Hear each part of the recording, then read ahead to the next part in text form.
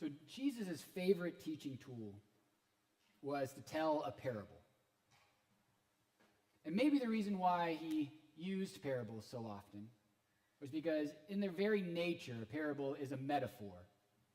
It's poetry. And every time that you read them and you delve into them, then you may very well see something new, or you might learn something different, just like every time that you read a piece of poetry. By their very nature, these parable stories of Jesus invites us to glean new meaning and get new insights to them every time that we encounter them. It's like what the Reverend John Robinson said as the pilgrims were getting onto the Mayflower and sailing across the Atlantic, that God hath more light and truth to break forth from God's word. And that is exactly what I experienced this week as I was studying for the sermon today. I read a commentary by the Reverend Dr. Timothy Ahrens of First Congregational Church of Columbus, OH. Oh, I-O, there we go. There's always one. There's always one Ohioan. Dr. Ahrens focuses on verse 17. It's the verse that Kate read to you that goes something that says, "The younger son then came to himself," which is kind of an odd English phrasing, but the Greek words here are ies hietu de elthon, which could just as easily and correctly be translated into English as, "Then he had a moment of clarity," or "then coming into his right mind." And so Dr. Ahrens notes that this verse adds some insight into what might be going on in the younger son in the story, in the parable. That this younger son, is he living with and struggling with his mental health? And I have to say, just reading that sentence just opened up this parable to me in a completely new way. Because young people will make poor choices every now and then because, well, they're young. But if we look at this younger son, we might see that there might be something else going on here. He's making poor choices because now become an outlay for a young man who is suffering to be in his right mind. And his blow up and his blowout, and he decides to run away from home. And then his judgment is impaired by his challenges with mental health. Then, while he is living on the streets, he self-medicates because he is in pain, and his self-destructive activities become a way for him to numb his hurt. Then, the older brother, who is obstinate and not happy that his younger brother has come home, we get to understand him maybe just a little bit better because this older brother has been living with a younger brother that has mental challenges and maybe possibly a mental disorder. Now this younger brother is back, and the older brother is not thrilled that he is walking back up to the family, that they might have to walk on eggshells yet again and devote so much of the family energy for this young man's mental health. How has this older brother been harmed or hurt as a result of the ailments and the disorder of his younger sibling? And those hurts, sisters and brothers, are real. And they take a lot of time to heal from. I could see very easily why the older brother is not very excited to see his younger brother come back through that door. And then there's the parent.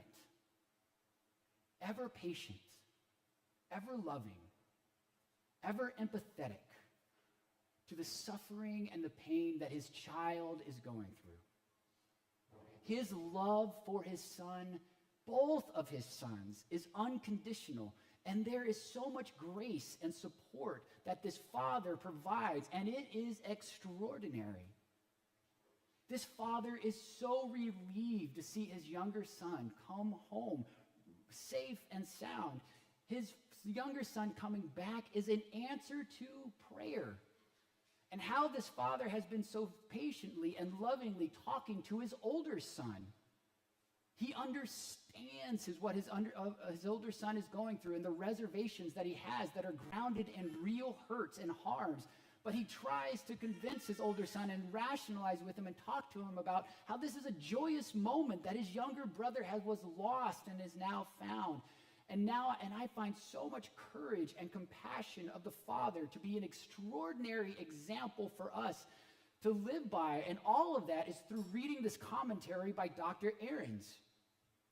This parent in the parable of the prodigal son models for us how we can support and care for people living with mental health challenges and disorders, and how we can be a people offering love and empathy and grace and compassion as people and their families journey on this path to wellness and wholeness. So here are some things you may or may not know about mental health. The Institute of National Health says that 1 in 5 Americans struggle with various challenges of mental health, the most common of these being depression and anxiety. Some ailments are temporary. Others are lifelong struggles.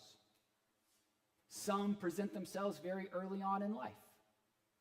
Some do not manifest themselves until later on, maybe through puberty or some other stage of life. Some are triggered by outside stimuli, events, circumstances, and living situations. Some are genetic, and they're passed down from one generation to the next. And though we often think of young people as those who are most often struggling with mental health, mental wellness is something that every person of every generation, of every age, lives with and struggles with. And our senior citizens and our elderly are a grossly underserved population when it comes to mental health. And now our country has come a long way over the last 25 years when it comes to providing care and support and services to those living with mental health disorders. But we still have a long way to go. And there is still so much stigma and silence around mental health. And the Christian church has been a huge reason why. So I want Kensington Community Church to be part of the solution, not part of the problem. So we are not going to be silent about mental health. We're going to talk about it because we are on the 4th Sunday of Lent. We are halfway through our Lenten walk. So let me tell you, if you are struggling with mental health this day, if you are a caretaker, a parent, a sibling, a spouse, a neighbor, a friend of someone who is ailing with mental health challenges and mental health disorders, if you have been affected in your past by mental health challenges, issues, and disorders, let me tell you, you are not alone. God walks with you. I walk with you. This community walks with you. I say to you all that are here in this place, as well as those who will hopefully listen to this sermon online, your pain will be our sorrow. Your tears will be our tears too. Your courage will be our model, and your triumphs will be our triumphs too. Your long nights will turn to morning suns, and your Good Fridays will bring an Easter day. When you are tired, we will provide respite. And when you need a shoulder or a hug or an ear, we will help lighten your load. Because there are so many amazing people within this congregation. Confidentiality says that I cannot mention who they are and what they're going through. But let me just tell you, there are so many who are caring for children and grandchildren, spouses and parents, loved ones with mental health and emotional health challenges and disorders, and I am inspired by you. All have been so inspire me with their courage and compassion, patience and understanding, their resolve and their perseverance, their ability to do this caretaking and walk this struggle with a sense of humor and a sense of grace throughout it all.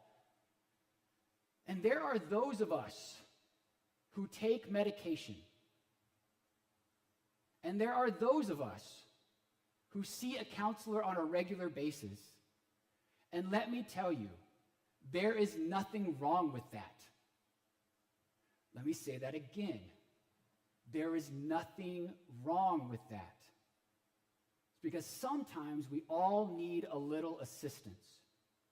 And contrary to historic Christian teaching and the idiotic ramblings of certain celebrities, if medication helps you, then use it, because it may be the bread of life broken for you. And there are those of us in this place who are trained counselors and therapists And there is me, who is not a trained therapist and counselor, but I am a safe place to come and share your struggles. And sometimes that's all we need, is just someone who can listen to us. But if you need more than that, than what I can provide, then together we will explore the vast amount of resources available to you in our community and to your loved ones. Next, the United Church of Christ Mental Health Network reminds us there is one thing that all of us can do, except for Florence Clark and Marilyn Ongley, because they don't own cell phones. And that is, all of us should put the suicide hotline network on our phone, so it can be readily accessible at any time that you or someone else may know it. It is 1-800-273-8255, and it should be programmed into every single person's phone.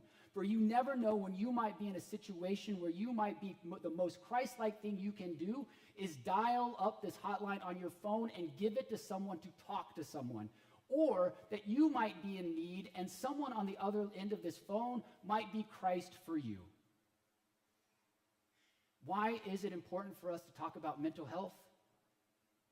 Well, these past 3 weeks have reminded us of the pain surrounding mental health for the young and the adults alike, where there were 2 suicides at Parkland High School, students who survived that act of terror, who then, because of the trauma, just couldn't deal with it anymore.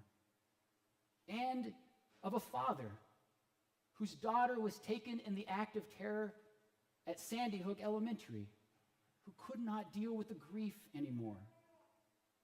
These are worst-case scenarios for people who have experienced severe trauma and mental, emotional, and spiritual health, who were so adversely affected by it. And we in the church need to be brave enough to talk about it. This past fall, our Theology on Tap group watched and discussed comedian Hannah Gadsby's amazing masterpiece called Nanette. In it, Gadsby explores the role that mental illness played in Vincent van Gogh's art. So vitally, she rejects the notion that mental illness is a key ingredient to genius. How often have we kicked around that phrase that said there's a thin line between genius and madness, but that is an outdated and dangerous idea that leaves us championing the wrong thing, the madness. She points out that today we have the art of Vincent van Gogh not because he was mentally ill, but because of his brother.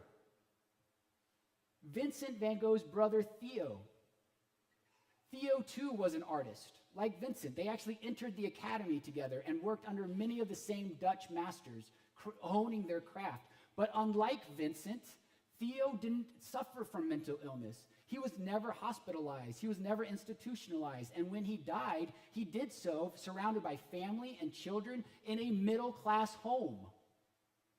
Vincent died penniless and a complete unknown. He never received the accolades that we all know him for until well past his death. He had been kicked out of school a number of times for his behavior that was directly linked to his struggles with bipolar disorder and a crippling anxiety, as well as epilepsy. He was on more than one occasion hospitalized and assigned to St. Paul Asylum in northern France, and he often lived with his parents because he couldn't care for himself. And all during Vincent's troubles, his brother Theo was there for him, never gave up on him. Theo wrote to him constantly. You can read their correspondence to one another in a beautiful little book that's written actually for young people. It is so touching and heartbreaking. Theo visited Vincent often when he was at his parents' home. He would check on Vincent whenever Vincent tried to live on his own, making sure that he ate more than bread and drank more than coffee and absinthe. And Theo was apt to bring flowers with him whenever he would visit Vincent. What kind of flowers did Theo bring? Sunflowers. And of course, among the most famous and revered of Vincent van Gogh's art are his 5 large paintings of sunflowers. As an impassioned Hannah Gadsby says near the end of her special, do you know why we have sunflowers? It is not because Vincent van Gogh suffered. It is because Vincent van Gogh had a brother who loved him. And through all of his pain, Vincent had a tether that connected him to the world and his brother Theo. Theo filled the role of the father in the parable of the prodigal son. He loved his brother unconditionally and expressed that love with a deep sense of empathy. He didn't pity his brother. He didn't patronize his brother. He empathized with his brother, tried to see the best in him and understand his pain, and saw him as a human being who was struggling through the path of life. And like the father to the son, Theo was a tie that bound his brother Vincent to this world by an unbreakable and unconditional chain of love. May we, sisters and brothers, be a community in that spirit of the prodigal father and of the brother Theo. May we be a place where people are living with and struggling with, affected by, hurt by, caring for loved ones with mental health challenges and disorders that are bound up in an empathetic, unconditional love of a God, of our eternal parent who welcomes us home with joy. There is a beloved hymn in our hymnal that echoes this metaphor of being a tether of unconditional love. It is called, "Blessed Be the Tie That Binds." And the classic words that are not in our hymnal, because the New Century Hymnal sometimes changes the words, and this is one of those times that I wish it hadn't. But the classic words of verse 1 go like this: "Blessed be the tie that binds our hearts in Christian love. The fellowship of kindred minds is like to that above."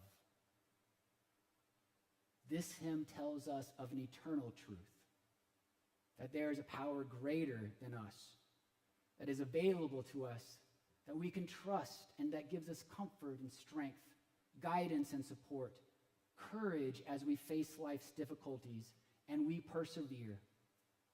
It is a power that we call the God of the risen Christ, and it is the basis of our healing. In its simplest form, the God of the risen Christ is a God of love, whose very nature is love.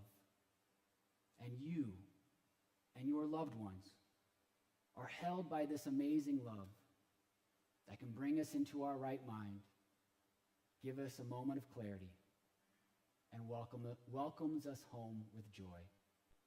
And that's the good news this day. Amen.